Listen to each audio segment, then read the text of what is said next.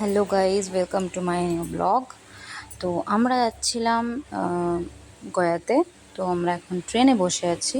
Howrah station থেকে train ছাড়বে, তো অলরেডি ছেড়ে দিয়েছে। তো দেখো, পুরো অন্ধকার, রাত্রির 11টার সময় ট্রেন ছিল। তো আমরা যাচ্ছিলাম, এই হাওড়া স্টেশন অলরেডি ছেড়ে দিয়েছে। এখানে বালির ব্রিজের উপর দিয়ে আমরা যাচ্ছিলাম তখন।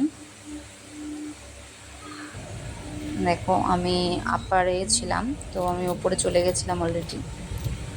তো নিচে মা ছিল, নিচে দেখো, একদম নিচে, সেকেন্ডে নয়, একদম নিচে মা হাত দেখাবে। ওই যে হাত দেখাচ্ছে মা, শুয়ে পড়েছে অলরেডি, আমিও শুয়ে পড়বো। দেখো, সকাল হয়ে গেছে। ঘুম থেকে উঠে একদম ঝাড়খণ্ডের নাজারা দেখছিলাম, তো ভালোই লাগছিল। ওই রকম না আটকান না কি যেন নাম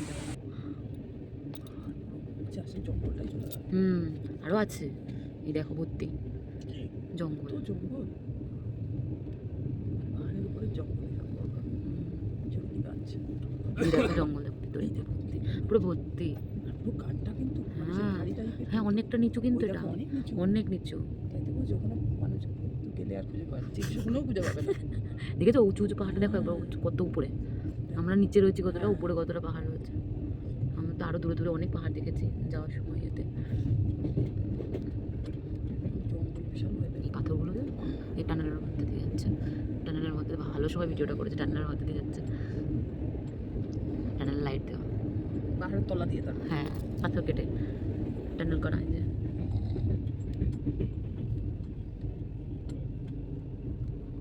কি সুন্দর লাগছে, ওই জায়গাটা কি সুন্দর লাগছিল।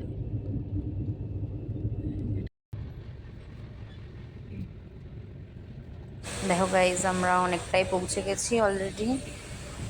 রাস্তাঘাটে ভিডিও করছিলাম জন্য, তো অলমোস্ট আমরা পৌঁছেই গেছি। দেখো, আমি একটু সেলফিও নিয়ে নিচ্ছিলাম। আমরা ছিলাম থার্ড এসিতে, তো ভালোই লাগছিল। সকালবেলা ভোরবেলায় 6টায় নেমে গেছি আমরা। চলো টাটা, আবার দেখাবে নতুন ব্লগ।